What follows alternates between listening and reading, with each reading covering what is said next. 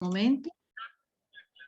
Bene, allora benvenuti e benvenute a questo intervento, questo webinar dedicato alla digital privacy. E abbiamo il piacere di avere con noi l'avvocato Laura Zammataro, che quindi dal suo anche punto di vista tecnico ci presenterà questo argomento, come stavamo dicendo anche, che è molto attinente e molto pervasivo nella vita di tutti i giorni, non soltanto nelle nostre attività professionali, quindi è un argomento che interessa, credo, in modo trasversale a tutti. Si sviluppa oggi e domani, quindi il webinar è diviso in due parti, perché sono 4 ore. L'intervento viene registrato in modo tale che se qualcuno eventualmente riuscirà ad aggiungersi solo domani, diciamo, non avrà perso la parte di oggi, perché saranno resi disponibili i link con il contenuto nei prossimi giorni, e per questo è possibile fare riferimento, insomma, ai referenti del comune di Conegliano. Referenti che sono la dottoressa Marina Zambon e la dottoressa Serena Cesca, di cui porto i saluti molto volentieri, e che appunto sono anche a disposizione poi per eventualmente richieste di diciamo, conoscere meglio questo programma di Innovation Lab attivato dal Comune di Conegliano, che è un programma molto ricco, che si articola davvero in molti servizi che vanno dalle aziende alle scuole, quindi veramente un target anche ampio e molto strutturato. Colgo anche l'occasione per comunicare qui intanto ai presenti, ma poi appunto viene fatta una dovuta promozione anche mediante i canali social e i canali di comunicazione di questo progetto, che è attivato diciamo, presso la sede dell'Innovation Lab, che fisicamente si trova vicino all'Informacittà di Conegliano, uno spazio di coworking. In questo spazio ogni persona interessata può fare richiesta di prenotare una postazione per appunto mettersi a lavorare e eventualmente anche per usufruire di accessori e strumenti che vengono messi a disposizione da questo progetto, così come per esempio un confronto con un esperto sui temi dell'avvio d'impresa, della strutturazione dei modelli di business, e quindi tutto quello che concerne la parte, diciamo così, di progettuale, no? Delle persone che aderiscono a questo programma. Un programma che ha come finalità quello di innovare Conegliano, sia sotto il profilo appunto della digitalizzazione che anche quello dell'innovazione sociale. È un progetto ambizioso dove ci sono appunto molte, come vi dicevo, anche molte iniziative, e su questo insomma vi invito anche a tenervi aggiornati presso la pagina del comune e attraverso proprio i referenti. Ecco, io questa introduzione l'ho fatta proprio per, come dire, illustrare i contenuti organizzativi principali e darvi qualche appunto riferimento. Ho già detto che appunto l'intervento viene registrato, ci sarà anche un questionario poi che vi invitiamo a compilare per avere dei feedback, e specie appunto se volete diciamo segnalare qualche quesito anche in vista dell'intervento di domani, potreste usare anche il questionario, vi lasciamo il link dentro la chat, e poi comunque per avere un feedback da parte vostra. Ecco, allora ci stanno aggiungendo ancora delle persone, vi abbiamo invitato anche a scrivere nella chat qual è il vostro ruolo professionale o a che titolo partecipate a questo webinar. Questo è molto importante, diciamo così, per avere un quadro conoscitivo delle vostre adesioni, soprattutto anche per l'avvocato Zammataro, che può come dire, cogliere il canale migliore di linguaggio e di interesse rispetto a questa platea. Io ringrazio ancora e vi auguro un buon lavoro, e naturalmente appunto verso la fine dell'intervento di oggi, quindi un po' prima delle 8, lasciamo uno spazio anche per i quesiti, per l'interazione. Grazie e passo la parola all'avvocato Zammataro. Grazie, ringrazio innanzitutto T2I e l'Innovation Lab per avermi proposto di tenere questo seminario, nel corso del quale appunto parleremo di privacy con riferimento sia al cittadino che all'impresa che alla scuola. Quindi come impostazione, diciamo appunto, i due incontri prevedono in questo primo giorno, in questa prima giornata, diciamo un'esposizione generale dei concetti che ci servono a capire meglio la norma e quindi a interpretare correttamente appunto quello che la norma in tema di privacy impone. Ci saranno poi appunto dei riferimenti ovviamente ai diritti che il cittadino può esercitare, quindi in riferimento alla privacy e agli strumenti di tutela e quindi di protezione di questi diritti. Domani invece lo dedicheremo diciamo alle imprese, quindi la privacy e le imprese, la privacy e la scuola e infine una carrellata diciamo di casi pratici che sì, ci aiuteranno insomma a fare in modo che questi concetti non astratti non rimangano appunto troppo astratti. E quindi direi che a questo punto possiamo iniziare. Allora, per prima cosa appunto diciamo la privacy, che cos'è la privacy? La privacy è in pratica il diritto appunto a mantenere riservate certe informazioni della propria vita privata che appunto nasce nella cultura anglosassone e nordamericana intorno all'800. Poi si estenderà anche in Europa, anche in Italia, dove solo nel 2003 abbiamo il primo intervento legislativo, quindi l'emanazione del decreto legislativo in tema di privacy, che è in sostanza il codice della privacy. Questo è stato appunto il primo intervento normativo, diciamo, su impulso della direttiva europea in tema di privacy, che ha, tra virgolette, costretto anche il nostro Stato a emettere appunto un provvedimento legislativo in materia. Quindi possiamo dire che dal 2003 diciamo che la privacy anche nel nostro ordinamento è diventata un diritto. Quindi non è da molto in pratica che ci confrontiamo con il tema della privacy rispetto ad altri ordinamenti in cui è da oltre 100 anni che se ne parla. E quindi non può stupire, diciamo, il fatto che molto spesso i cittadini dimostrino una certa difficoltà a comprendere il confine tra ciò che è lecito e ciò che non lo è. Naturalmente questo dipende anche dall'informazione appunto che viene data e dipende anche in certi casi dalla lacunosità dei testi legislativi che non sempre sono formulati in modo sufficientemente chiaro. Quindi molto spesso l'approfondimento viene lasciato all'iniziativa del cittadino o delle imprese che certo si ritrovano con delle necessità impellenti di capire come adeguarsi alla normativa. Quindi il rischio principale di questa carenza informativa è che il cittadino si convinca a trasferire delle informazioni rilevanti relative alle sue abitudini e alle sue relazioni senza rendersi conto che in questo modo sta trasferendo dati personali che un soggetto terzo è in grado di elaborare, sviluppare e senza soprattutto valutare anche in termini economici che cosa significhi questa comunicazione dei propri dati. Questa è un post, diciamo, che è reperibile in internet, che è emblematico di questa mancanza, appunto, talvolta di consapevolezza da parte del cittadino.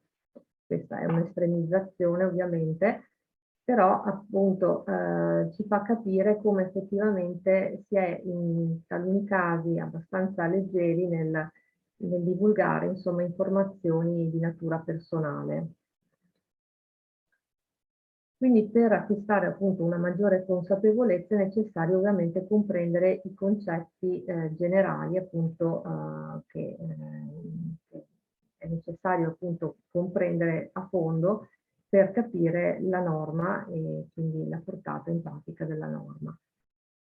A livello di fonti normative è importante avere presenti quelli che sono appunto le norme insomma, che regolano la materia e ultimamente diciamo che sicuramente penso si sarà venuti a conoscenza dell'entrata in vigore del regolamento dell'Unione Europea denominato con l'acronimo meglio conosciuto come GDPR, è un regolamento appunto che rappresenta attualmente lo strumento normativo principale in tema di privacy. E in esso sono appunto enunciate le norme proposte a tutela dei dati personali delle persone fisiche. Questo testo è entrato in vigore il 25 maggio del 2018 senza la necessità di alcun recepimento da parte degli Stati, trattandosi appunto di un regolamento.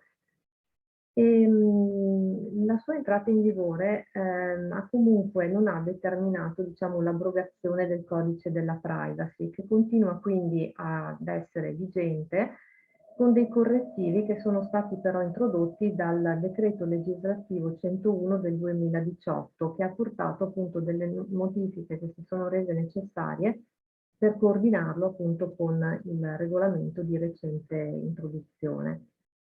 In materia di privacy troviamo poi numerosi provvedimenti, circolari, PAC sul sito del Garante, il quale poi pubblica anche delle risposte ai quesiti che gli vengono posti e in questo modo enuncia i principi che possono essere utili a comprendere determinate problematiche in materia di privacy. Ma che cosa si intende in sostanza quindi per dato personale? Il dato personale è, quindi da definizione, qualsiasi informazione riguardante una persona fisica identificata o identificabile. Quindi si considera identificabile quella persona fisica che può essere identificata con, non solo diciamo con i suoi dati anagrafici, quindi nome, cognome, eccetera, ma anche indirettamente attraverso, ad esempio, identificativi come potrebbe essere il codice fiscale, ad esempio. Ecco, quindi l'identificazione può essere diretta oppure indiretta. Quindi anche la targa, ad esempio, dell'automobile è uno strumento di identificazione personale indiretta.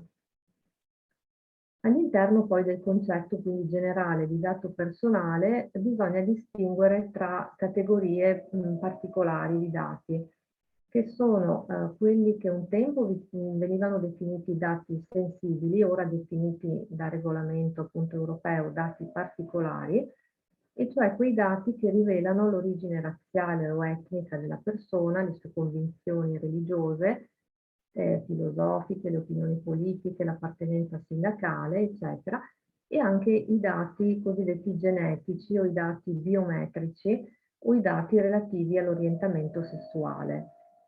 Ci sono poi altre categorie, come ad esempio quella dei dati giudiziari, quindi sono dei dati che rivelano l'esistenza di determinati provvedimenti giudiziari, quelli ad esempio che risultano dal casellario giudiziale, quindi il fatto che una persona sia sottoposta a liberazione condizionale, condanna definitiva o misure alternative alla detenzione risulta appunto dal certificato del casellario giudiziale, così come risulta ad esempio la sua qualità di imputato o indagato.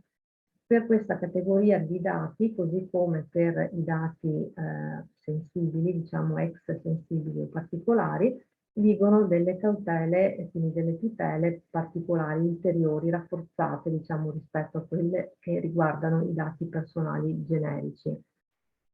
Naturalmente con l'avvento delle nuove tecnologie i dati sono in pratica diventati anche dati ricavabili dalle comunicazioni elettroniche, quindi ad esempio i dati sulla geolocalizzazione o comunque su informazioni relative ai luoghi frequentati e ai propri spostamenti.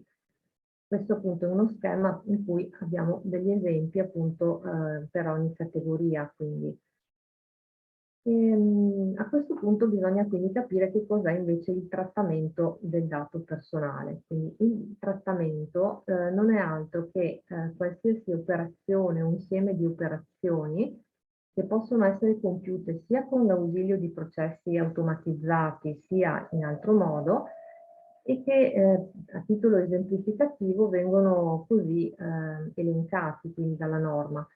La raccolta quindi dei dati è sicuramente una forma di trattamento del dato, la registrazione del dato, la sua organizzazione, la conservazione, la consultazione, l'uso, la diffusione, la comunicazione, sono tutte forme appunto di trattamento del dato personale.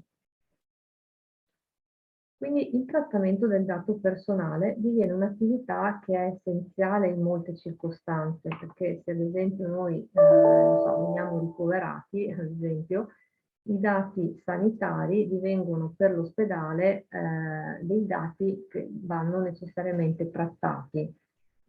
La legge, per evitare casi di paralisi, diciamo, di attività dovute alla mancanza, ad esempio, del consenso da parte del titolare, da parte, diciamo, dell'interessato, cioè di colui a cui i dati si riferiscono, stabilisce dei casi in cui appunto si prescinde da un espresso consenso fornito dal titolare. Quindi ci sono cioè dei casi in cui il consenso dell'interessato al trattamento non è necessario e questi casi sono solamente quelli previsti dalla legge. Quindi ad esempio il consenso non è necessario se il trattamento si giustifica sulla base dell'esecuzione di un contratto di cui l'interessato è parte. Quindi si pensi ad esempio al caso del mandato conferito all'avvocato, il quale quindi agisce e deve per forza di cose comunicare i dati personali del suo assistito a parti terze. In questo caso il trattamento che egli compie si giustifica sulla base dell'esecuzione di un contratto, che è quello di mandato. Analogamente avviene quando il trattamento è necessario ad adempiere ad un obbligo legale, al quale il soggetto titolare del trattamento è tenuto. Quindi ad esempio il poliziotto che in presenza di un reato, in flagranza di reato, è tenuto appunto a farne denuncia comunicando i dati appunto dell'indagato, compie un trattamento che si giustifica sulla base di questo obbligo legale che grava appunto su di esso. Poi abbiamo altri casi, quello ad esempio della necessità di salvaguardare gli interessi vitali dell'interessato o di un'altra persona fisica, giustificano il trattamento ad esempio del medico di pronto soccorso. Analogamente invece nel caso in cui la necessità di compiere il trattamento dipenda da un compito di interesse pubblico connesso all'esercizio di pubblici poteri. In questa ipotesi, come esempio, possiamo portare ad esempio sempre i compiti svolti dalle forze dell'ordine o dei medici. Oppure il caso in cui il trattamento è necessario a perseguire un interesse legittimo del titolare del trattamento o di terzi. Questo a condizione però che l'interesse legittimo non sia, rispetto ad esso, cioè non sia da ritenersi prevalente l'interesse o il diritto o la libertà fondamentale dell'interessato. Quindi a questo punto è importante capire appunto chi sono i soggetti in pratica coinvolti nel trattamento dei dati, quali sono i diversi ruoli appunto di questi soggetti. Partiamo con il titolare del trattamento. Quindi per riuscire a capire appunto appieno la normativa è chiaro che bisogna capire anche chi sono gli attori di del trattamento. La normativa parla di titolare con riferimento alla persona fisica o giuridica, oppure quell'autorità pubblica o servizio o organismo che determina le finalità e i mezzi del trattamento dei dati personali. Quindi in altre parole il titolare del trattamento è colui che mette in atto le misure tecniche e organizzative adeguate a garantire e comunque anche a dimostrare, se necessario, che il trattamento dei dati personali è effettuato in modo conforme alla normativa. Oltre a determinare le finalità e gli strumenti mediante i quali compiere il trattamento, il titolare è tenuto ad aggiornare le misure di protezione dei dati. Quindi con l'entrata in vigore del GDPR in particolare il titolare si è trovato a doversi appunto dover adeguare le misure di protezione dei dati personali gestiti e quindi ad esempio ci sono casi in cui egli ha dovuto rivedere la designazione ad esempio di incaricati o del responsabile della protezione dei dati personali, introdurre nuove misure come ad esempio l'adozione di un registro di trattamento il cui contenuto è determinato appunto dalla legge ed altre misure appunto che presuppongono quindi l'aggiornamento della normativa. In concreto, diciamo, se vogliamo arrivare proprio a capire chi è il titolare del trattamento, come dal punto di vista pratico, possiamo vedere che il trattamento è certamente, ad esempio, il titolare del trattamento è la società con cui concludiamo, ad esempio, un contratto di utenza telefonica, o potrebbe essere la società dalla quale acquistiamo online, lo specialista da cui ci rechiamo, quindi dentista, oculista, liberi professionisti che gestiscono i nostri dati, sono tutti titolari del trattamento. Lo stesso vale per la ASL, ad esempio se ci rechiamo all'ospedale, la software house che ci fornisce un'app, quindi chiunque richieda i nostri dati per espletare una prestazione o un servizio che ci riguarda e ci interessa è titolare del trattamento dei dati che ci riguardano. Il GDPR ha introdotto anche la possibilità che ci sia una pluralità di titolari, quindi di contitolari del trattamento. In questo caso, tra di essi dovrà essere stipulato, diciamo, un atto, un contratto, un accordo che regola i rispettivi ruoli. Quindi il titolare è di conseguenza anche colui che giuridicamente risponde dell'osservanza e dell'applicazione pratica degli obblighi previsti dalla normativa a tutela dei dati personali. E quindi gli obblighi che su di esso gravano sono diversi, quindi deve trattare i dati in modo lecito, corretto, trasparente, deve acquisire il consenso dell'interessato quando questo è previsto, e come vedremo non è sempre previsto, deve informare correttamente in maniera trasparente gli interessati con riguardo all'oggetto, le finalità del trattamento, i diritti che essi possono esercitare, deve adottare le misure tecniche organizzative adeguate per garantire appunto la tutela dei diritti e che i dati non vadano persi o distrutti, ad esempio, o alterati. E deve appunto munirsi di un registro dei trattamenti, fornire appunto e fornire le istruzioni, diciamo, e formare il proprio personale, eccetera. Insomma, ci sono vari incombenti che gravano appunto sul titolare. Come abbiamo detto appunto, quindi di conseguenza il titolare risponderà appunto del trattamento che ha gestito e risponderà quindi anche del danno che eventualmente avrà cagionato all'interessato. Naturalmente se i titolari sono più di uno o se vi sono dei responsabili del trattamento, anch'essi dovranno risponderne appunto in solido nei confronti dell'interessato. L'unica quindi possibilità per esonerarsi da responsabilità del titolare è quella di dimostrare che l'evento dannoso non è imputabile alla sua condotta, ma ad esempio ad una causa esterna alla loro sfera di controllo, e di aver adottato tutte le misure prevedibilmente idonee ad evitare che il danno si producesse. L'interessato invece del trattamento non è altro che quella persona fisica, identificata o identificabile, alla quale si riferiscono i dati personali sui quali il titolare esegue il trattamento. Quindi, come abbiamo detto, appunto l'interessato può essere una persona fisica identificata o identificabile, quindi che può essere cioè identificata in modo indiretto o diretto, quindi diretto attraverso il nome e cognome, oppure attraverso il proprio codice fiscale o attraverso ad esempio informazioni riguardanti la sua residenza, il numero di IP ad esempio del suo computer, anche questo è un dato appunto personale che consente l'identificazione in modo indiretto. Quindi l'interessato è il destinatario della tutela approntata dalla normativa, tanto è vero che il GDPR appunto tutela proprio i dati personali esclusivamente delle persone fisiche. Quindi l'interessato è colui che può esercitare particolari diritti di cui adesso appunto parleremo, e che può anche avvalersi di strumenti di tutela appunto per proteggere i propri dati personali. Quindi l'interessato è in pratica il cittadino, ognuno di noi può essere interessato da un trattamento dei propri dati personali.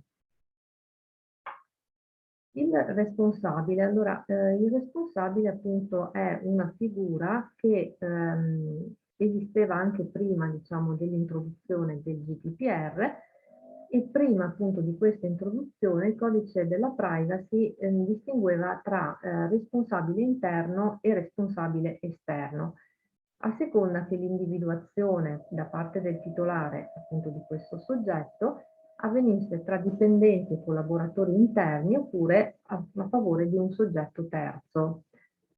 In realtà diciamo che la normativa anche prima, quindi anche la originaria direttiva europea 95 del 46, non distingueva in realtà, non parlava di responsabile interno, ma solo di responsabile. E anche adesso il GDPR parla di responsabile, sottintendendo che questo è un responsabile esterno, cioè un soggetto scelto dal titolare all'esterno della sua organizzazione. Quindi ci si è posto il problema di capire se ancora adesso sia possibile nominare un responsabile interno, e le opinioni prevalenti sono quelle che escludono questa possibilità. Quindi in realtà quando si parlerà, e quindi parleremo di responsabile, intenderemo sempre quello esterno.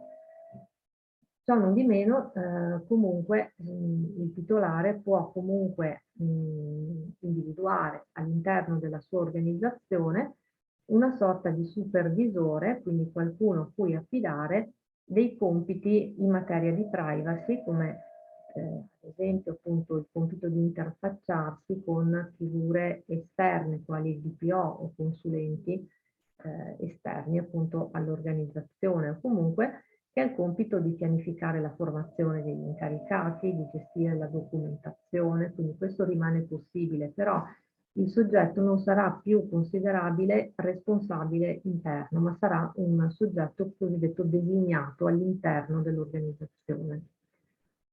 Quindi tornando appunto al responsabile esterno, vediamo che quindi egli è un soggetto del quale si avvale il titolare del trattamento per eseguire in tutto o in parte il trattamento dei dati che raccoglie, quando appunto non dispone al suo interno delle risorse necessarie a gestire il processo di trattamento. Quindi è un soggetto comunque sempre esterno all'organizzazione, e come tale quindi è un soggetto che ha bisogno di un atto di nomina per assumere questo ruolo. Quindi l'atto di nomina è appunto ben determinato nel contenuto dalla normativa, e questo atto quindi dovrà innanzitutto contenere le istruzioni documentate appunto del titolare. Quindi il titolare è tenuto comunque a impartire delle istruzioni al responsabile. E il responsabile dovrà garantire quindi che le persone al suo interno autorizzate materialmente al trattamento siano impegnate alla riservatezza ed abbiano quindi un obbligo, appunto siano vincolate proprio attraverso un obbligo legale alla riservatezza. Il responsabile dovrà quindi adottare tutte le misure adeguate di sicurezza a protezione del trattamento che esegue, dovrà rispettare delle condizioni stabilite per ricorrere appunto ad un altro responsabile, quindi il GDPR ha appunto introdotto la figura del subresponsabile, cioè di un soggetto a cui il responsabile può demandare alcune operazioni. Inoltre il responsabile dovrà appunto assistere il titolare nell'adozione delle misure tecniche e organizzative più adeguate, dovrà naturalmente in caso di cessazione del rapporto appunto che lo lega al titolare cancellare e restituire i dati personali e in ogni caso appunto mettere a disposizione del titolare tutte le informazioni necessarie a dimostrare che egli ha rispettato tutti gli obblighi di legge. Un altro obbligo del titolare sarà poi quello di munirsi di un registro appunto di trattamento. nel quale dovrà annotare determinati dati, quindi il nome, i dati di contatto, ad esempio, le varie categorie dei dati trattati, eccetera. E appunto il subresponsabile è quindi in pratica quel soggetto che è stato individuato dal responsabile principale per eseguire alcune operazioni di trattamento. Quindi al subresponsabile dovranno essere naturalmente fornite tutte le istruzioni per operare al meglio e naturalmente sarà però sempre il responsabile principale a rispondere dell'operato, diciamo, del subresponsabile. Quindi se il titolare vi consente, il responsabile potrà nominare, quindi munirsi, diciamo, di un subresponsabile o anche di più subresponsabili. Però ne dovrà sempre rispondere, in sostanza, dovrà sempre rispondere del suo operato. L'incaricato, quindi la figura dell'incaricato non è altro quindi che l'incaricato è quella persona autorizzata al trattamento dei dati personali che agisce sotto l'autorità diretta del titolare o del responsabile. Quindi in buona sostanza è la persona fisica che effettua materialmente le operazioni di trattamento e quindi in pratica il dipendente, un collaboratore del titolare. Quindi una persona che fa parte dell'organizzazione interna del titolare. Di regola appunto la designazione dell'incaricato avviene tramite una lettera di nomina in cui devono essere precisate tutte le istruzioni operative occorrenti, compresi gli obblighi inerenti alle misure di sicurezza da adottare e la formazione che dovrà essere fatta appunto al riguardo. Tanto che la mancanza appunto delle istruzioni determinerebbe in sostanza l'invalidità dell'atto di nomina.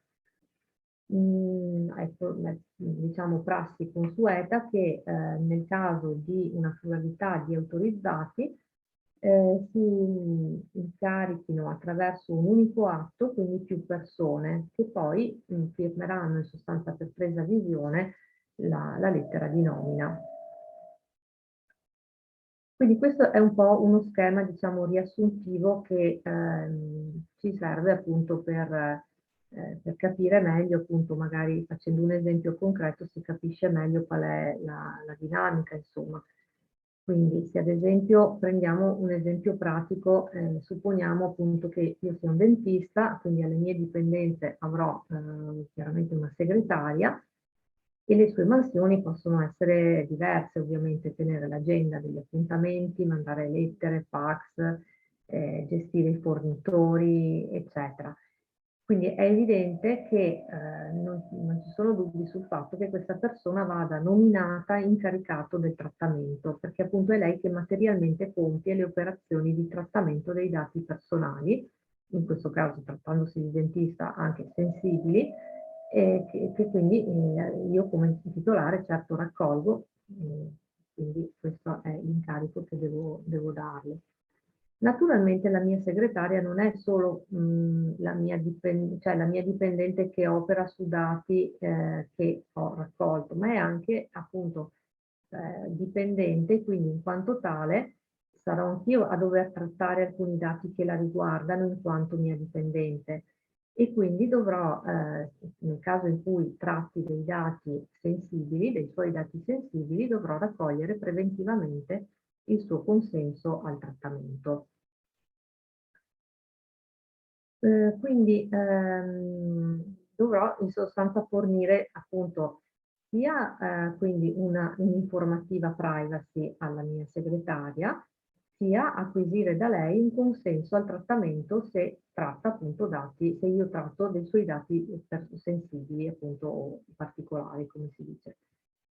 Naturalmente, se io dovessi, ad esempio, condividere il lavoro con un altro professionista, magari più giovane, eccetera, quindi una sorta di collaboratore, anche lui assumerà l'incarico, insomma, di incaricato al trattamento, perché comunque è, anche se libero professionista e quindi collaboratore, non indipendente strettamente, ma è comunque colui che opera sui dati personali da me raccolti in quanto titolare.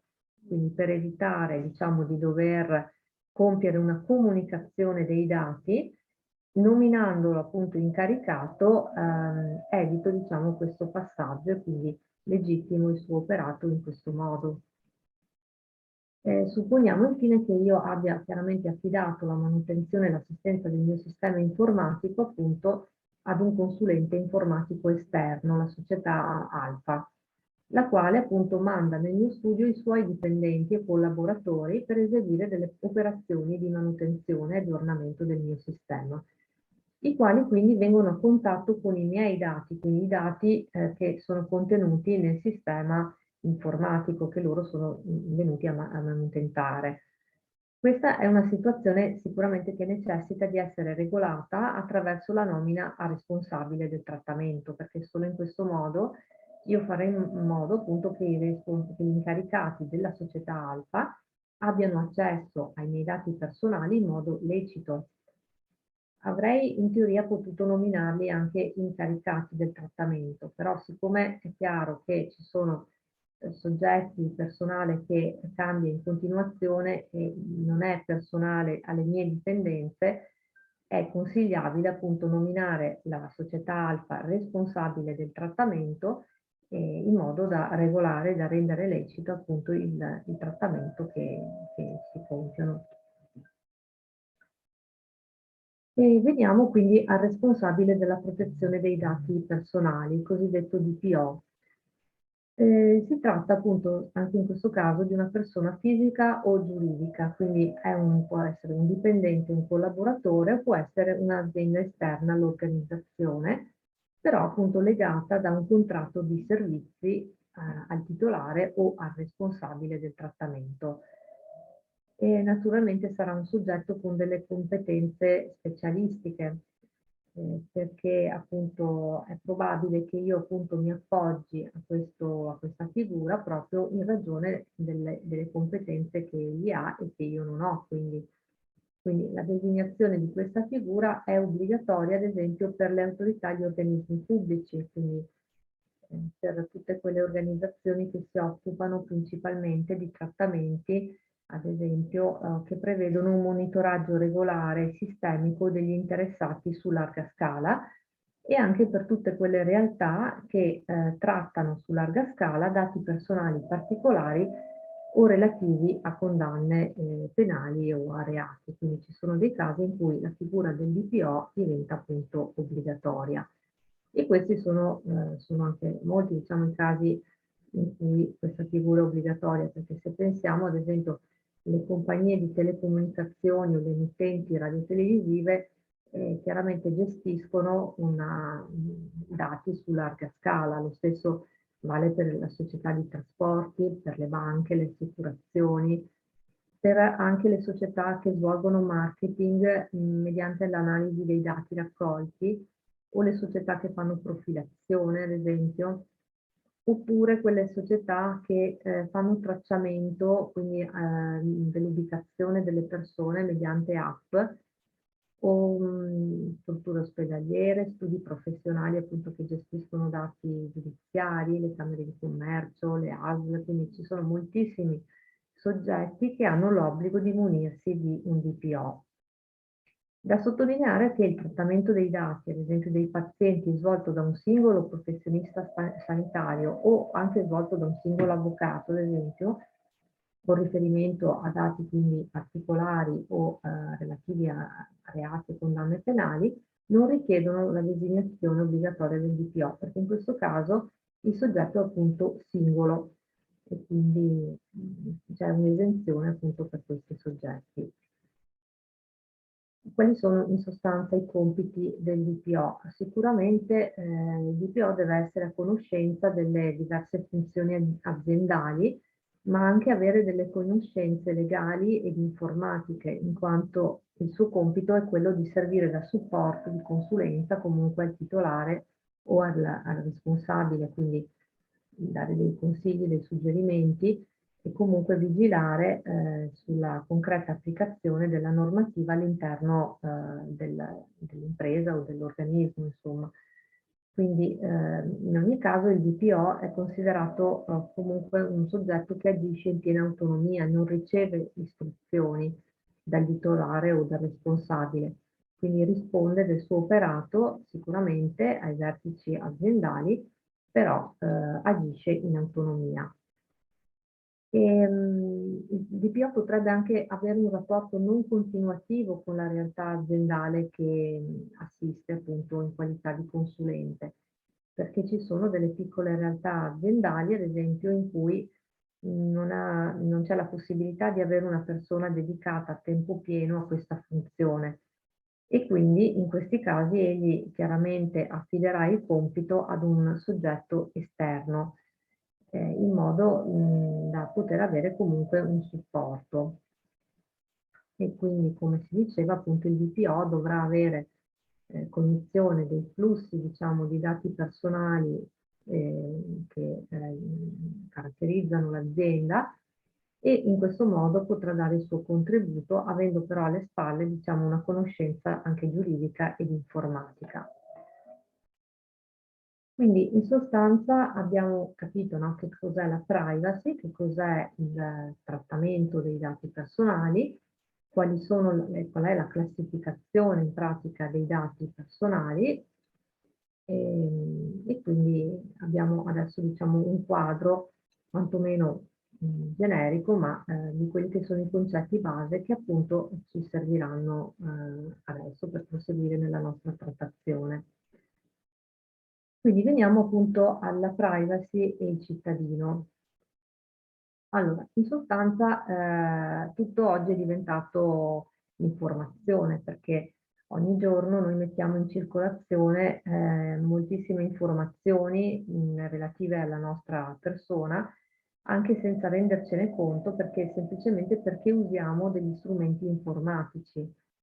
Quindi, ad esempio, se faccio una ricerca in internet per acquistare un bene di consumo, vedrò come al successivo utilizzo del computer si apriranno dei banner che pubblicizzano proprio il prodotto che avevo cercato il giorno prima. Oppure, portando con me il cellulare, vedrò che ogni tanto il telefono, riconoscendo i posti in cui mi sono recato, mi chiederà di fare delle recensioni sulle attività commerciali in cui mi sono recato. Quindi ci sono varie situazioni che comunque sono legate all'uso che io faccio degli strumenti informatici.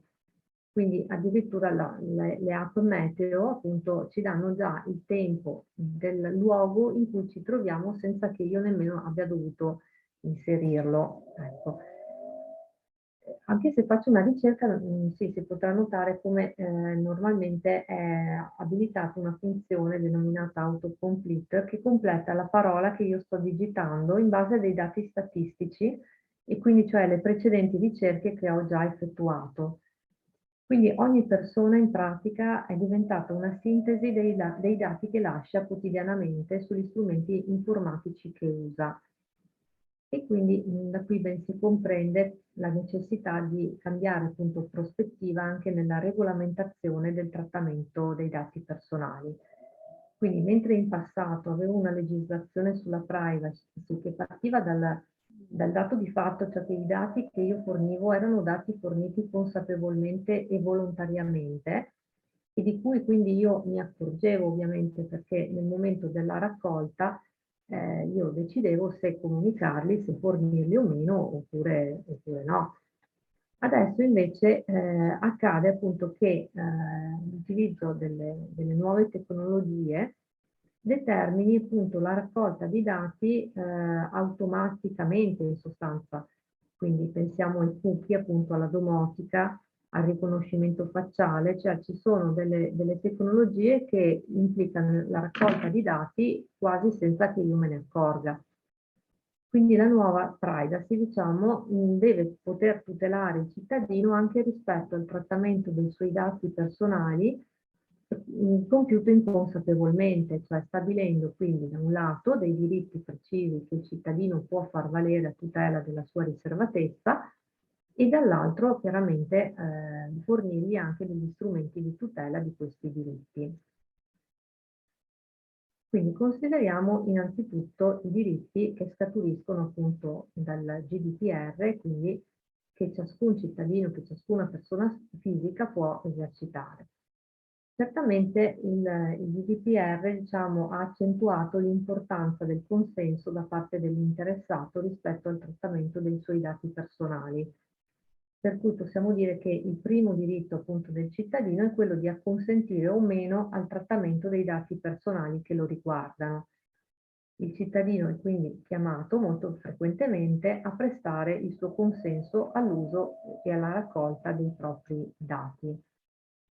Il consenso in pratica ci viene continuamente richiesto, se facciamo caso, pensiamo quando apriamo un'app e quindi vediamo appunto che si aprono dei pop-up che mi impediscono di proseguire nella navigazione se non previo il rilascio di un consenso appunto sulle condizioni d'uso dell'app e quindi sull'accettazione della normativa che riguarda questi dati. Naturalmente il consenso può essere libero solo se si viene informati con un linguaggio semplice e chiaro su tutta una serie di elementi, innanzitutto sull'identità di chi utilizzerà i dati, sulle finalità che questo trattamento implicherà e sulle modalità con cui il trattamento avverrà.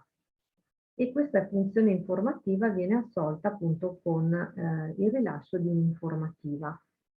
Quindi anche se ci rivolgiamo a qualsiasi professionista, ci viene rilasciata comunque un'informativa che descrive appunto le finalità, le modalità del trattamento appunto dei nostri dati e quindi da quello capiamo come avverrà in sostanza il trattamento.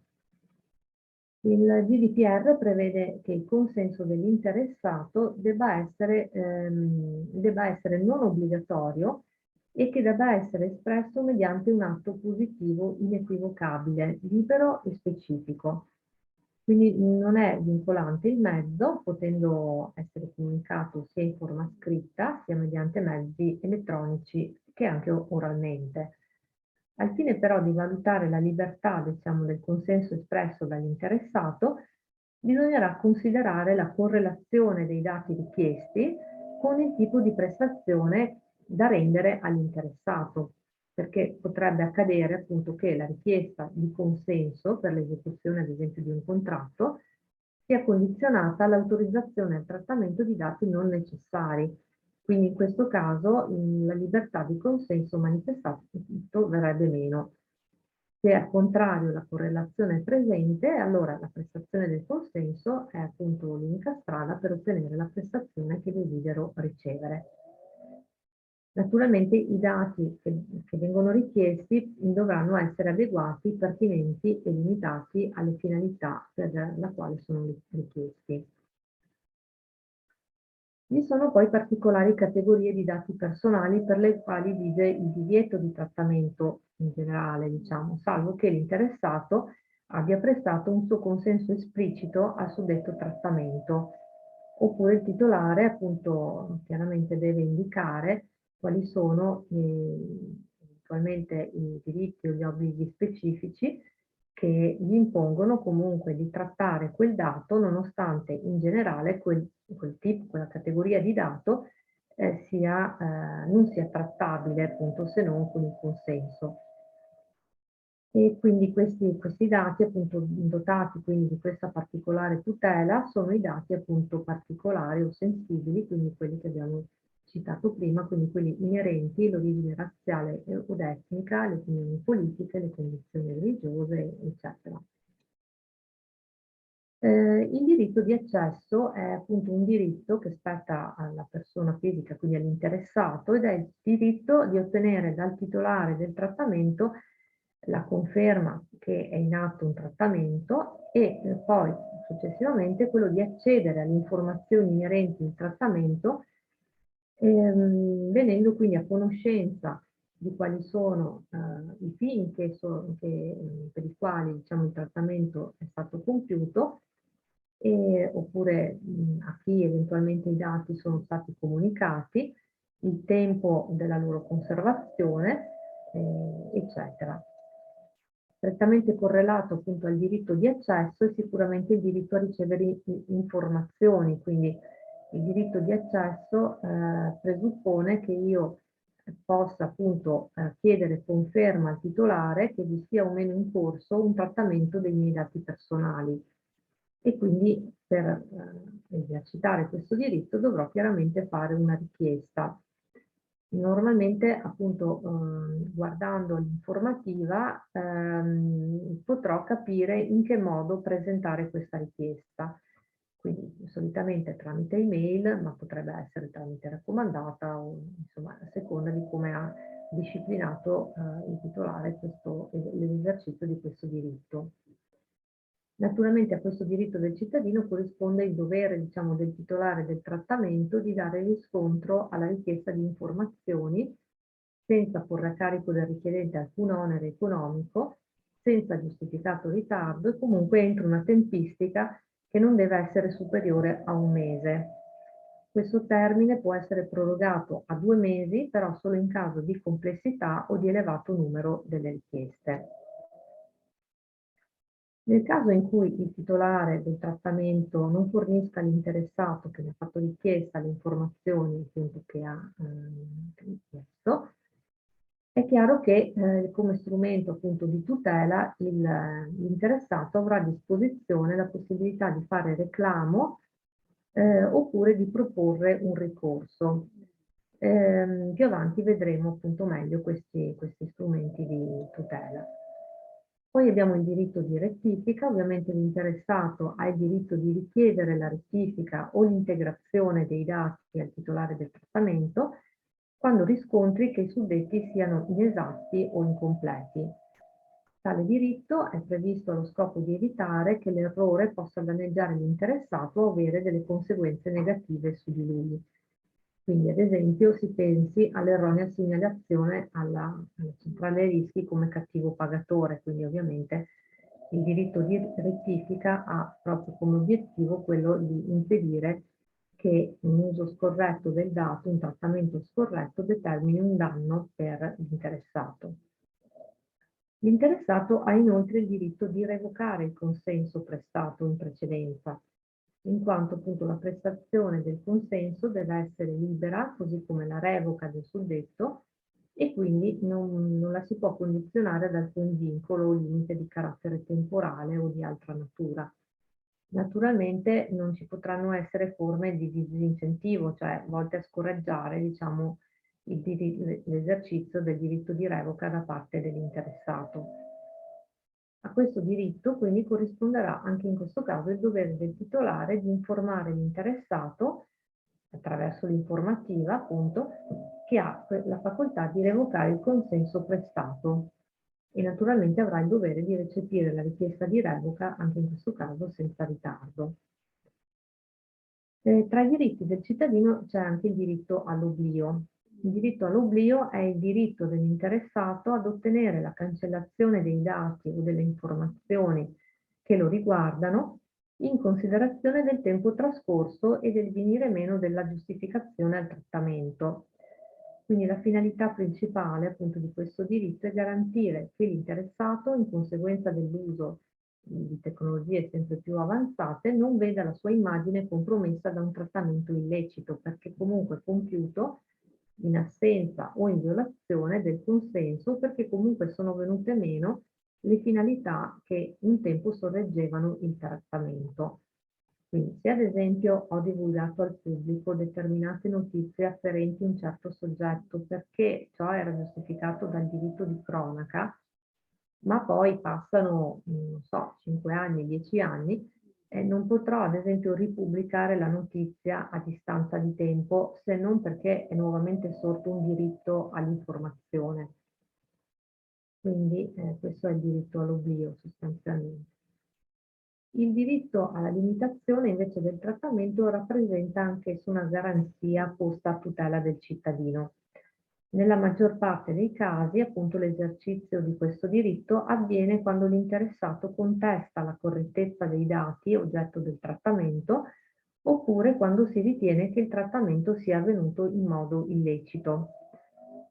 Il caso appunto ricorre quando la liceità, anche quando la liceità del trattamento si basa sull'interesse legittimo del titolare. Quindi la liceità di un trattamento può basarsi appunto sull'interesse legittimo del titolare, però a condizione che questo interesse risulti preminente rispetto alle istanze poste dall'interessato. E naturalmente, in attesa, diciamo, di questa valutazione, di questo bilanciamento di interessi, l'interessato potrà sempre opporsi al trattamento e chiederne poi, certo, la limitazione. Quindi, se per esempio il titolare del trattamento ritiene che sia un suo interesse legittimo inviare comunicazioni tecniche o commerciali ai suoi clienti, questi avranno sempre la possibilità di richiedere ed ottenere la limitazione dell'invio delle comunicazioni. Anche per quanto concerne il diritto di limitazione, il titolare deve dare all'interessato naturalmente la possibilità di formalizzare la sua istanza di limitazione fornendo riscontro tempestivo a questa richiesta. Il diritto alla portabilità dei dati è invece quel diritto che è strettamente connesso al riconoscimento in capo al cittadino del diritto di trasmettere i propri dati, in precedenza forniti a un altro soggetto, ad altro soggetto. Quindi il GDPR stabilisce appunto che l'interessato ha il diritto di ricevere in un formato strutturato di uso comune e leggibile da dispositivo automatico i dati personali che lo riguardano, forniti quindi a un titolare del trattamento in precedenza e poi quindi a trasmettere tali dati ad altro titolare senza impedimenti da parte di quest'ultimo. Quindi naturalmente è un diritto appunto che, rispetto al quale il titolare non può opporsi, a meno che il trattamento sia necessario per l'esecuzione di un compito di interesse pubblico o sia connesso all'esercizio di pubblici poteri di cui il titolare, quello diciamo precedente, sia investito. Infine abbiamo il diritto di opporsi al trattamento, quindi il cittadino può opporsi in qualsiasi momento al trattamento dei dati che lo riguardano, senza la necessità di addurre dei particolari motivi, salvo il caso in cui il titolare appunto non dimostri l'esistenza di motivi legittimi e cogenti che prevalgono su quelli dell'interessato. Quindi anche qui il GDPR stabilisce l'interessato ha il diritto di opporsi in qualsiasi momento per motivi connessi alla sua situazione particolare al trattamento dei dati personali che lo riguardano. Quindi ad esempio alla profilazione potrà sempre opporsi.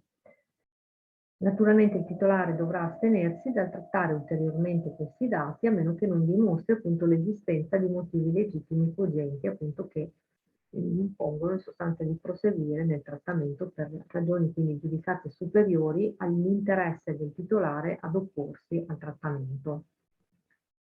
Quali sono quindi gli strumenti di tutela messi a disposizione del cittadino a protezione dei suoi dati personali? Il GDPR individua diverse possibilità appunto per consentire al soggetto interessato di tutelarsi, facendo valere quindi i suoi diritti qualora ritenga che il trattamento dei suoi dati personali sia stato realizzato in violazione delle disposizioni del regolamento. Quindi, come stabilito dall'articolo 77 del GDPR, l'interessato ha il diritto di proporre un reclamo all'autorità di controllo.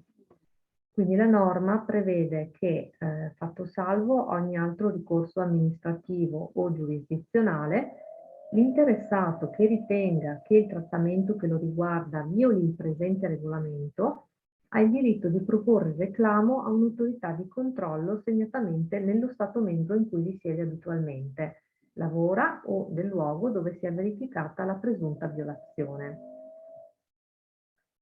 Quindi all'interno dell'Unione Europea ogni Stato dovrà individuare appunto l'autorità di controllo competente per la ricezione dei reclami proposti in seguito ad eventuali violazioni del regolamento o comunque delle norme nazionali in materia di protezione dei dati.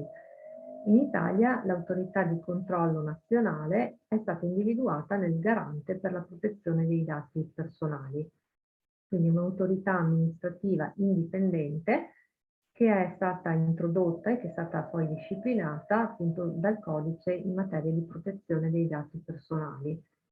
Questo soggetto quindi si occupa di esaminare i reclami, ma anche le segnalazioni proposte dai soggetti interessati nel caso di violazione della normativa in materia di protezione dei dati personali, nonché poi di decidere sui ricorsi presentati dagli interessati. Scendendo più nello specifico, vediamo che il reclamo appunto è un atto circostanziato con cui l'interessato denuncia al garante una violazione delle disposizioni in materia di protezione dei dati personali. Il reclamo quindi è disciplinato proprio specificamente all'interno del codice della privacy ed è un atto che può essere proposto senza particolari formalità, però in ogni caso deve contenere sicuramente l'indicazione dei fatti e delle circostanze su cui si fonda, quindi le disposizioni che si presumono violate vanno anch'esse indicate, le misure richieste, gli estremi identificativi del titolare o del responsabile e anche quelli identificativi del richiedente vanno appunto indicati nel reclamo. Alla proposizione del reclamo può seguire poi una fase istruttoria o un eventuale procedimento amministrativo in cui possono essere adottati vari provvedimenti, come ad esempio il blocco del trattamento o l'adozione di misure finalizzate appunto a rendere il trattamento conforme alla normativa. Gli interessati hanno anche la possibilità di incaricare un organismo o un'organizzazione o comunque un'associazione attiva nel settore della protezione dei dati perché li rappresenti o proponga reclamo per loro conto. Queste associazioni, quindi, se ritengono che i diritti riconosciuti dal GDPR siano stati violati nell'ambito di un trattamento, e se così è previsto appunto dal diritto dello Stato membro in questione, possono agire quindi in via autonoma, addirittura attivandosi, quindi al fine di proporre un reclamo all'autorità di controllo competente, oppure anche attraverso un ricorso giurisdizionale.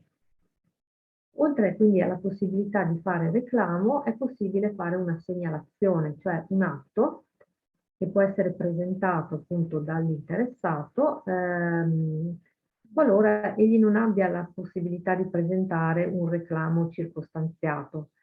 Quindi in questo caso la segnalazione, che comunque dovrà riportare tutta una serie di elementi utili, diciamo, così da consentire al garante di adottare un provvedimento idoneo, può essere anch'esso uno strumento appunto a tutela, quindi delle violazioni della disciplina in materia di protezione dei dati personali.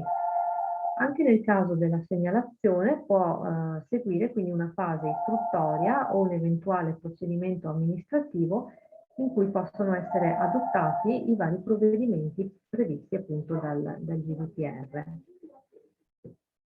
E un'ultima possibilità appunto di azione rispetto appunto a quella che è la protezione dei dati personali è la possibilità di presentare ricorso al garante, che a differenza dei due istituti appena visti appunto consiste in un atto formale e può essere promosso solo al fine di far valere i diritti di cui all'articolo 7, cioè tutti i diritti che abbiamo prima enunciato, quindi il diritto di accesso, il diritto di rettifica, il diritto di cancellazione, di opposizione, sono tutti appunto diritti che possono essere tutelati facendo un ricorso al garante.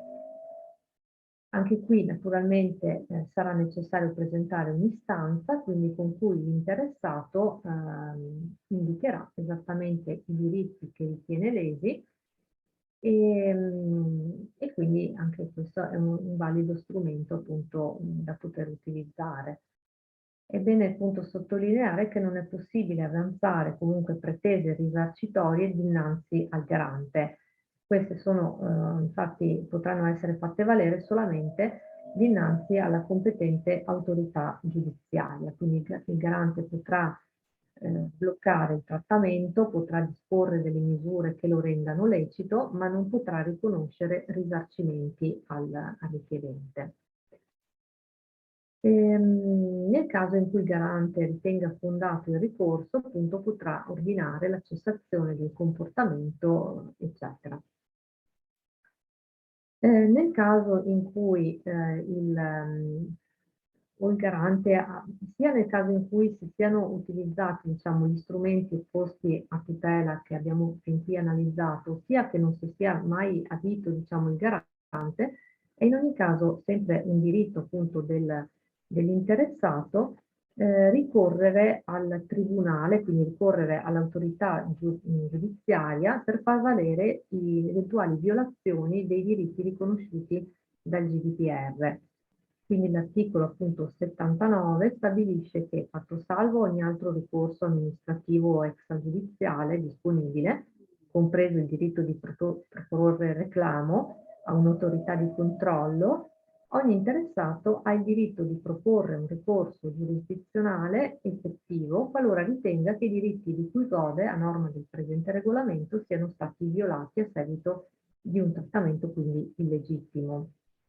In questo caso l'azione giurisdizionale dovrà essere esperita nei confronti del titolare o del responsabile del trattamento dinanzi all'autorità appunto giurisdizionale dello Stato membro in cui il titolare o il responsabile ha uno stabilimento.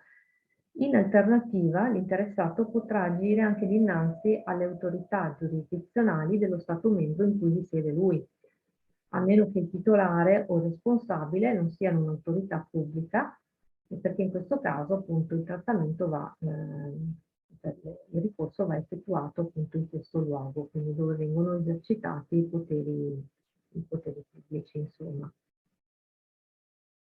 Ecco, a questo punto direi che magari se vogliamo fare delle domande, possiamo dare la possibilità a qualcuno di fare delle domande.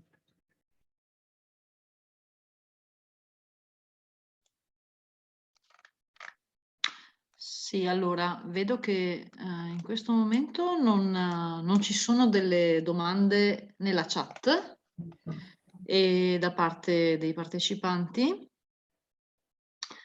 e quindi non so se hanno piacere magari di attivare il loro microfono eventualmente per porre queste domande anche direttamente in modo verbale. È possibile anche questo, insomma. Sì, anche in modo verbale magari viene più spontaneo, non so. Quindi invitiamo proprio i presenti a Sì, a porre delle citare. domande che magari riguardano la loro, anche la loro vita lavorativa, non lo so, qualcosa che possa interessarli magari a livello sì, pratico, insomma, ecco.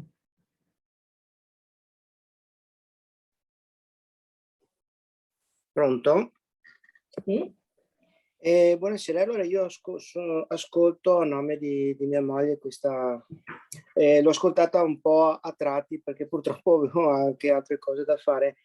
E la cosa mi sembra anche un po' complessa in quanto che ce ne sono tante cose da sapere effettivamente che noi normalmente come navigatori non sappiamo, quindi spesso ogni volta che si entra in un sito o in qualcosa c'è sempre da spuntare accetta o non accetta le clausole sulla privacy, eccetera, oppure uno dovrebbe leggersi tutto. Quello che mi preoccupa sapere è che se ogni sito, diciamo, mette delle forme diverse dagli altri, oppure si stabilisce che è una cosa uguale per tutti. Diciamo, la mia domanda è un po' articolata e forse anche dispersiva, però si capisce che quando ci troviamo davanti a questa situazione si clicca per andare avanti, altrimenti non è possibile andare avanti, quindi ci vuole più tempo per leggere che sono per le informazioni che si vogliono avere. È vero, sì. Infatti, diciamo, questo sarebbe stato trattato, diciamo, domani, nell'intervento di domani. Lei ha anticipato il corso. Comunque, è vero questo appunto che lei dice, nel senso che appunto quando anche, non so, si scarica un'app o comunque si accede a un sito, la prima cosa che ci si presenta dinanzi è di solito appunto un pop-up, un banner, qualcosa che blocca la navigazione. Finché noi non accettiamo, allora lì normalmente ci saranno due tasti, due opzioni diciamo a disposizione. Quindi uno è solitamente accetta tutto, accetta i cookie e prosegui quindi nella navigazione. In realtà, diciamo, sarebbe consigliabile l'altra opzione, cioè che potrebbe essere di solito, non so, approfondisci o regola i cookie, perché allora accettando tutto ovviamente non sappiamo nemmeno cosa stiamo accettando in realtà. Sicuramente stiamo accettando i cookie necessari, cioè quelli che sono necessari tecnicamente, vero? Per farci godere, diciamo, il sito in modo completo, perché se magari manca qualcosa, non vedrò alcune parti che magari graficamente sono anche belle, mettiamo, rendono gradevole il sito, però sì, avrò quindi una navigazione un po' più spartana, no, diciamo. Però in realtà non c'è solo l'accettazione del cookie necessario o tecnico. Se lei appunto clicca su accetta tutti i cookie, è molto probabile invece che ci siano anche altri cookie, cioè quelli che in pratica registrano le sue preferenze o comunque danno al titolare del sito delle indicazioni quali ad esempio quando lei è entrato, in che orario, che tipo di bene magari sta cercando, o addirittura sono dei cookie di profilazione che quindi le costruiscono in sostanza un profilo che poi lei si porterà, diciamo, dietro anche nelle successive navigazioni. Invece, cliccando l'altro tasto, cioè approfondendo, se il titolare del sito sta agendo in conformità, diciamo, a quello che prescrive il GDPR, vedrà che troverà la spunta solo sui cookie necessari, solo su quelli tecnici. Quindi basta dare poi salva e lei entrerà solo con quindi il cookie, accettando solo il cookie tecnico, diciamo.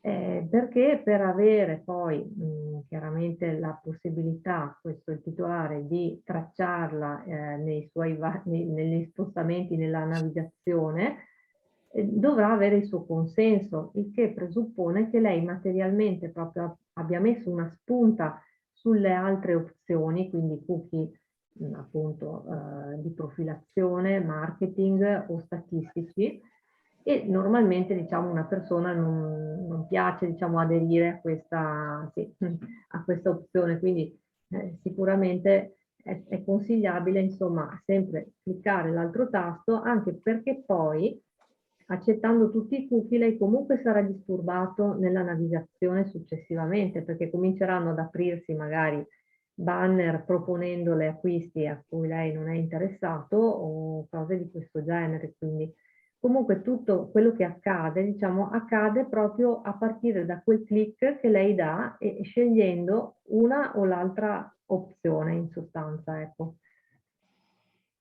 Spero di aver... Sì, è stata molto chiara. Se posso permettere di fare un'altra domanda, poi vi lascio stare. Una volta fatto questo, io ho errato cliccando, diciamo, mettiamola nervosamente, velocemente per andare avanti. Questi dati rimarranno per sempre a consenso o sono a consenso finché sono nella navigazione? Poi quando io diciamo spengo il computer e il giorno dopo rientro. Questo dipende proprio dal titolare del trattamento. Quindi e lei lo potrà scoprire, diciamo, solo leggendo l'informativa. Quindi sicuramente ci sarà l'informativa nella quale magari si dice i suoi dati saranno conservati, saranno tenuti magari per il tempo, solo per il tempo della navigazione, diciamo, momentanea, oppure potrebbe esserci scritto saranno tenuti, non so, per una settimana, per un mese, per 2 mesi, per un anno. Cioè, questa è una scelta, diciamo, del titolare, perché sta a lui in pratica decidere sulla sua organizzazione, quindi nel momento in cui lei ha dato un sì incondizionato, ha anche accettato tutto quello che il titolare può aver deciso e che lei può conoscere solo leggendo l'informativa, ecco. Ho capito. È un po' preoccupante perché per quanto si navighi, chissà quanti diciamo falsi click abbiamo lasciato consapevolmente. Sì, certo, infatti è così, e infatti per quello dico, a un certo punto magari uno spende 2 secondi in più cliccando sull'altro tasto, ma anche lì le assicuro è proprio questione di secondi, perché nel momento in cui fa approfondisci e poi fa salva tutto, lei ha già salvato solo quelli tecnici, ecco, perché la normativa impedisce, diciamo, al titolare di mettere la spunta su quelli di profilazione, di marketing e di statistica, per cui se non li mette lei, lì di sicuro non ci sono, ecco, quindi i 2 secondi in più, diciamo, possono, sì, possono essere importanti, possono cambiare un po' le cose, insomma, ecco. Quindi sì, questo è un consiglio. Dopo, anch'io sono la prima certe volte, quando uno va di fretta e quindi fa il click dall'altra parte, voglio dire, però appunto mi rendo conto che in realtà è sempre consigliabile sprecare quei 2 secondi in più ed avere poi una navigazione più tranquilla, insomma, ecco, in pratica. Ok, va bene. D'accordo? Grazie. La ringrazio della domanda.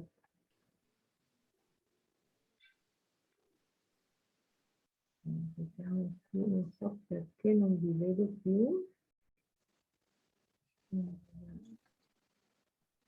Ah, ecco qua, sì. Ci sono altre curiosità? Approfittate anche di questa occasione per chiedere, insomma, non penso che ci siano domande banali. No, appunto, che tutti siano tranquilli di fare le domande che più gli vengono in mente, ecco, perché non è questione di... non è un'interrogazione, quindi è una cosa rilassata, insomma, diciamo, no?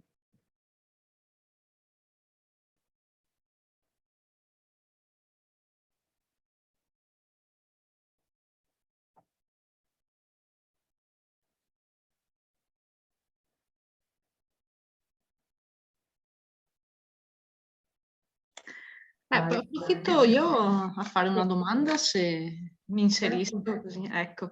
Relativamente ai soggetti incaricati del trattamento dei dati, Sì.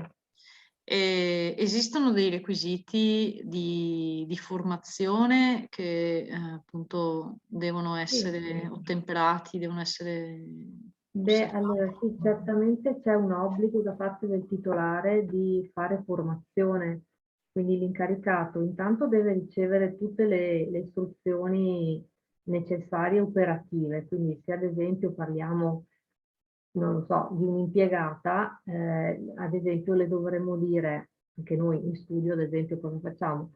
Dobbiamo dare un'informazione e dire il computer va spento ogni volta che lasci l'ufficio, gli armadi vanno chiusi ogni sera, non ci devono essere fascicoli con nominativi, diciamo, visibili sulla scrivania. Quindi cioè, il titolare deve sicuramente impartire tutte le istruzioni operative necessarie. Dopodiché, naturalmente, perché l'incaricato acquisti anche quella sensibilità, no, rispetto alla privacy, quindi come tema, diciamo, in quanto tale, dovrò anche fargli fare della formazione, quindi partecipare a dei corsi o fargliela io stesso, diciamo, non ha importanza la modalità, insomma, purché risulti che io ho formato questa persona, perché se poi appunto, cioè nel mio stesso interesse, diciamo, perché comunque poi sono io che risponderò come titolare dell'operato dell'incaricato, per cui chiaro che se lui non rispetterà le istruzioni risponderà anche lui di questo comportamento, di questa condotta, perché se io le istruzioni gliele ho date, ovviamente lui le deve seguire. Però appunto è nel mio stesso interesse essere circondato, diciamo, da collaboratori che sono formati anche su questo aspetto, insomma, quindi chiaramente è importante anche la formazione, sì, e anzi io stesso come titolare sarei passibile di sanzione se non dovessi aver fatto la formazione agli incaricati. Ecco sì, perché ci sono anche dei risvolti di inadempienza su questo, quindi. Sì, esatto, esatto, rientra proprio negli obblighi che gravano appunto sul titolare. Quindi... Grazie.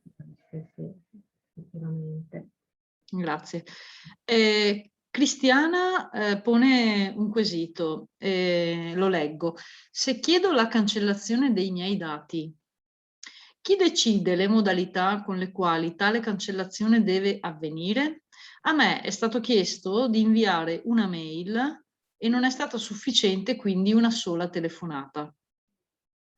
È vero, perché anche qui il diritto alla cancellazione è uno di quei diritti appunto che posso esercitare e che normalmente è l'informativa a dirmi in che modo esercitare.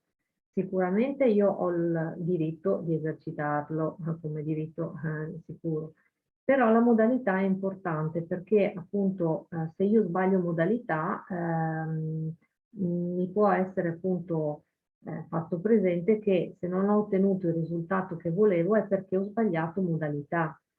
Per cui anche qui bisogna sempre guardare l'informativa, vedere cosa prevede. Nel momento in cui però, ad esempio, l'informativa prevede mandare un'email per esercitare i diritti di cui l'articolo 7, mandare l'email all'indirizzo, eccetera.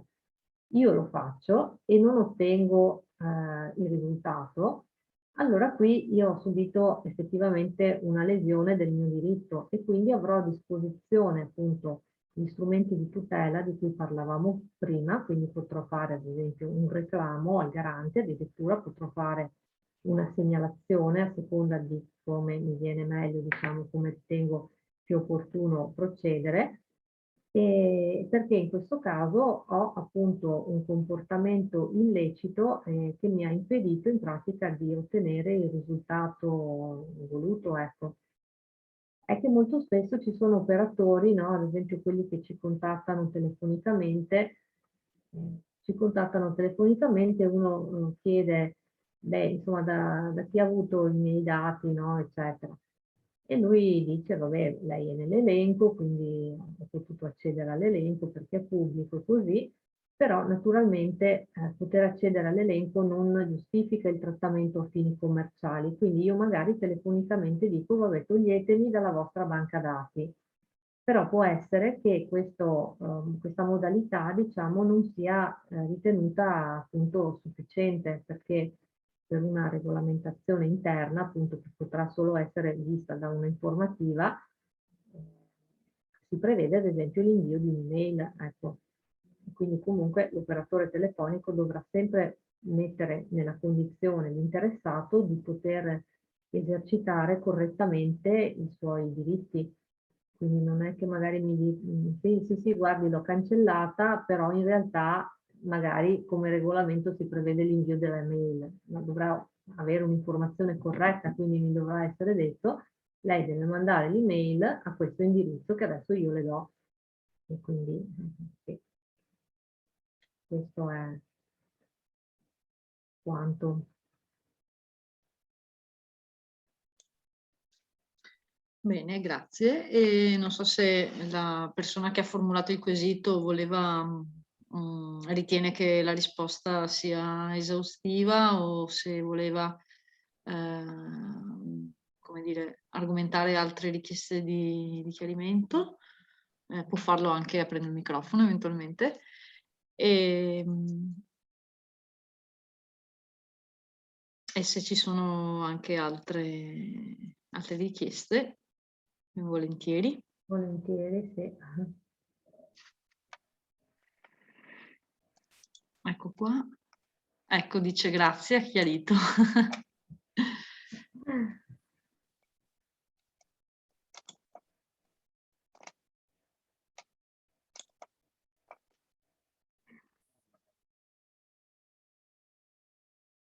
Domani quindi Sì, domani ha indicato che presenterà, prego, dei casi, no? sì, avevo preparato appunto di cui uno è già stato appunto sollevato dal signore che ha parlato per primo, diciamo, e quindi era proprio sì, l'uso della app, quindi era legato a quello, insomma. Poi appunto come casistica è un po' quella che magari è più frequente o comunque che mi è capitata appunto per ragioni di lavoro e quindi ho fatto una raccolta insomma situazioni insomma che sono capitate, che quindi magari penso possano essere utili, insomma comunque qualcuno ci possa ritrovare qualcosa che gli è capitato o gli interessa, ecco.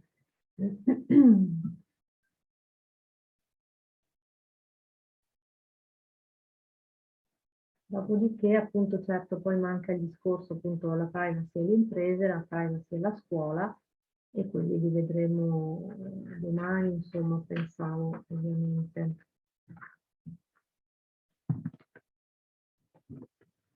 Sì, che uno non voglia magari anticipare qualcosa di domani, vediamo. Allora, c'è un altro quesito all'interno della chat che leggo.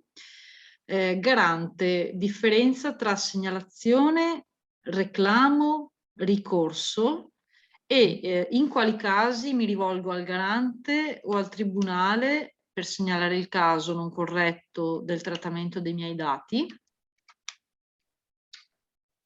Questa è la domanda. Ok, questo è, allora, bisogna chiarire, diciamo che io ho sempre un'alternativa, quindi non sono obbligato a rivolgermi ad esempio al garante o all'autorità giudiziaria, quindi cioè, sicuramente o l'uno o l'altro, non in contemporanea, però potrei anche decidere di rivolgermi ad esempio prima al garante e poi se non ho avuto quello che volevo o se comunque ho usato uno strumento ad esempio che non mi garantisce, come ho detto prima, il risarcimento del danno, è chiaro che devo poi successivamente adire il giudice se voglio appunto un risarcimento, quindi potrei dover fare entrambe le cose.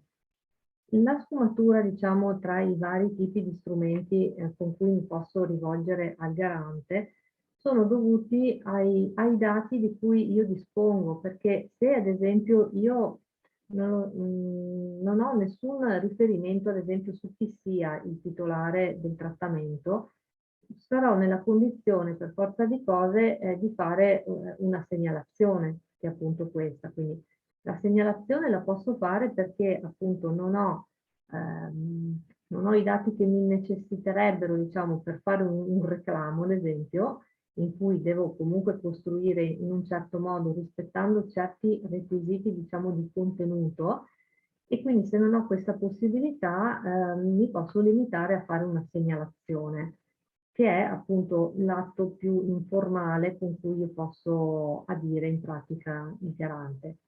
Naturalmente non mi devo aspettare, diciamo, grandi cose, nel senso dalla segnalazione, perché lo scopo della segnalazione è che il garante prenderà, diciamo, dei provvedimenti rispetto alla segnalazione sicuramente quando avrà 1000 segnalazioni, diciamo, che tutte insieme gli fanno prendere la decisione di attivarsi.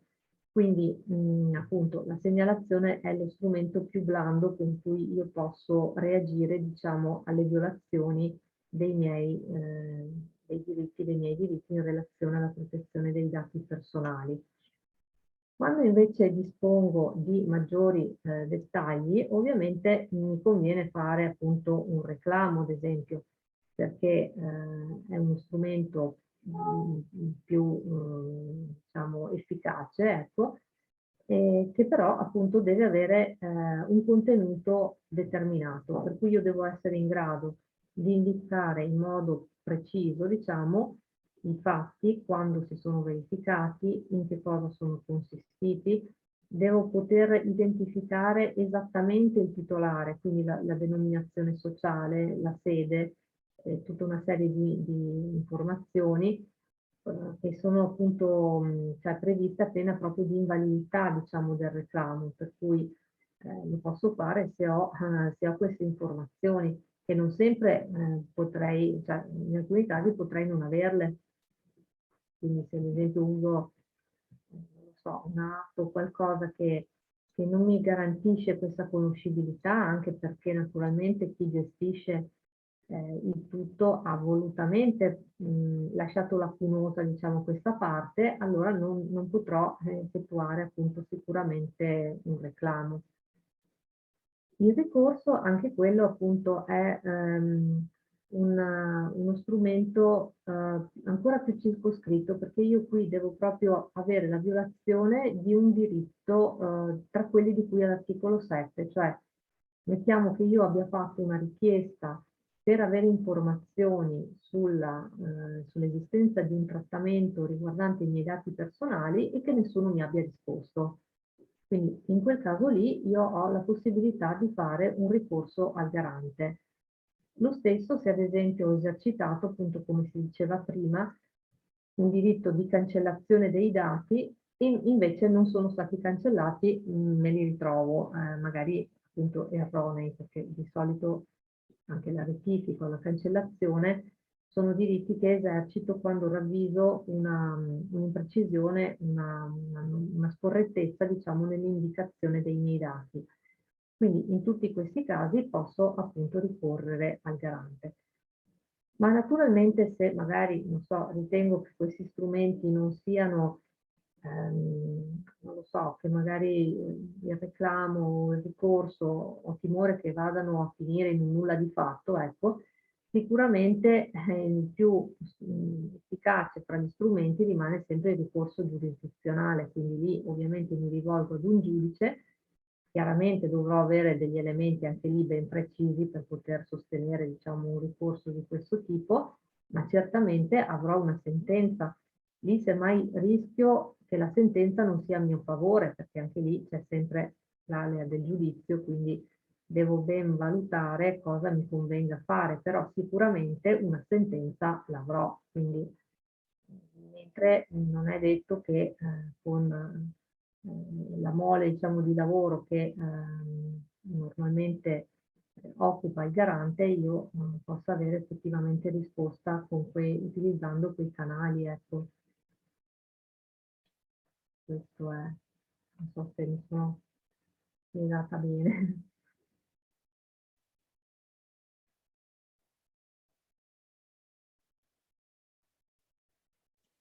Sì, allora grazie per la risposta e anche qui invito l'autrice di questo quesito, che è Cristina, eventualmente se ha necessità di ulteriori chiarificazioni può anche aprire il microfono eventualmente per chiedere. Vediamo, c'è un nuovo messaggio. Allora. È una prova del 9, quindi posso anche saltare il garante. Sì. Grazie. Okay. Sì, può anche saltare il garante, esatto, sì. Ecco.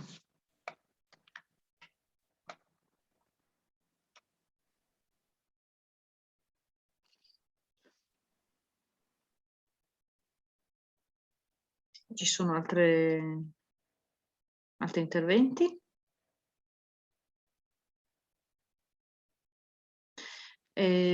Abbiamo iniziato anche con puntualità questo Sì. webinar, quindi siamo davvero in ampio rispetto dei tempi e vi invito a compilare il questionario di gradimento che trovate al link che vi ho messo nella chat, è un Google Form e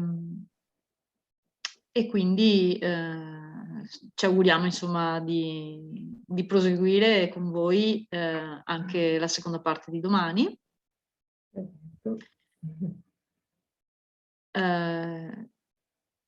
Ecco, quindi non so se Laura volevi... Sì, no, sì, anch'io dico che mi pare che abbiamo parlato di varie cose, se magari a qualcuno venisse in mente qualche domanda, sì, la si può fare anche domani, voglio dire, anche se l'argomento sarà diverso, però va bene ugualmente, ecco.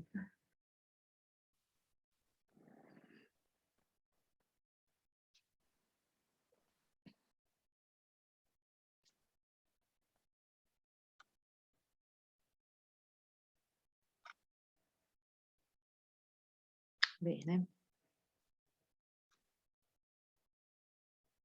Beh, se diciamo abbiamo esaurito i contenuti e se anche i partecipanti in questo momento non hanno altre questioni da porre. Potremo anche salutarci, andare verso i saluti, insomma, di questo incontro. E, naturalmente sì, ecco, raccomandando di non esitare, insomma, a chiedere se vi fossero... È che l'argomento è davvero molto, molto... Sì, magari su due piedi non vengono in mente domande che poi magari vengono fuori, ecco, che uno si pone, non lo so, può essere...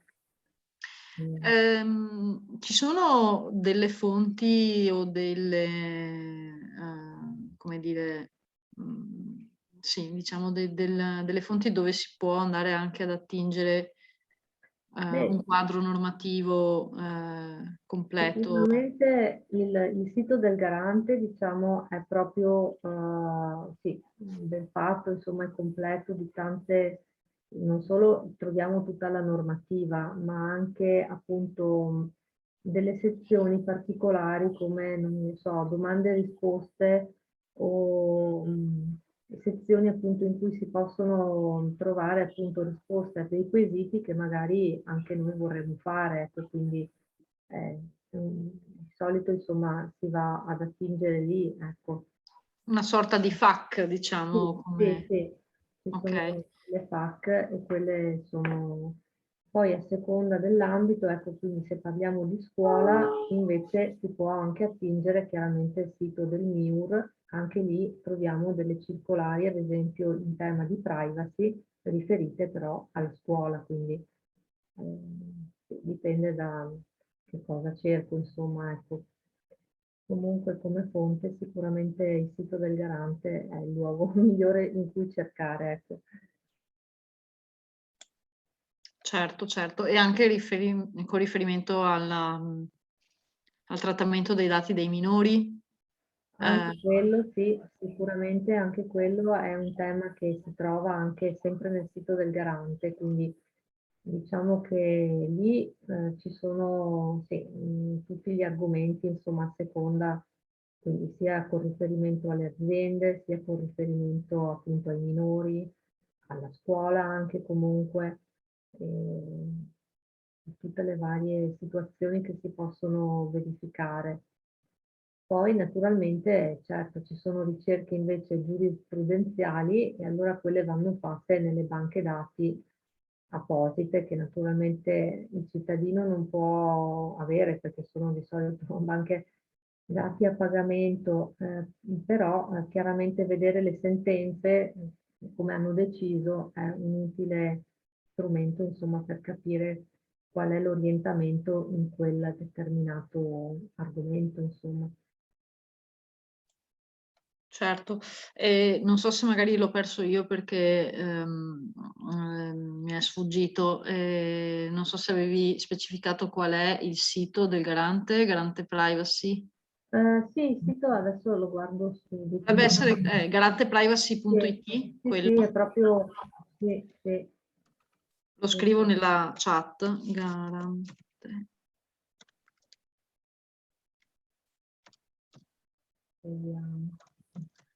Dovrebbe essere questo. Sì, è proprio www.garanteprivacy.it. Ecco, quindi l'abbiamo.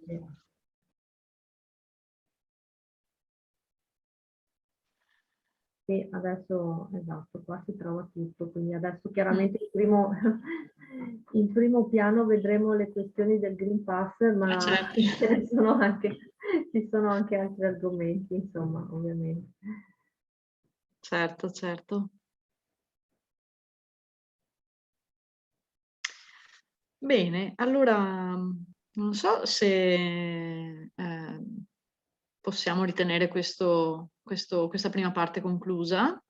Sì, penso che se non ci sono altre domande... Altri quesiti possiamo salutarci e darci appuntamento a domani alle 18. Va bene, allora. Grazie a tutti, allora, e a domani. Grazie, grazie a tutti, buona serata. Ecco, ci sono dei complimenti per la chiarezza, dei grazie da parte dei partecipanti e quindi niente, rinnovo una buona serata e ci vediamo domani.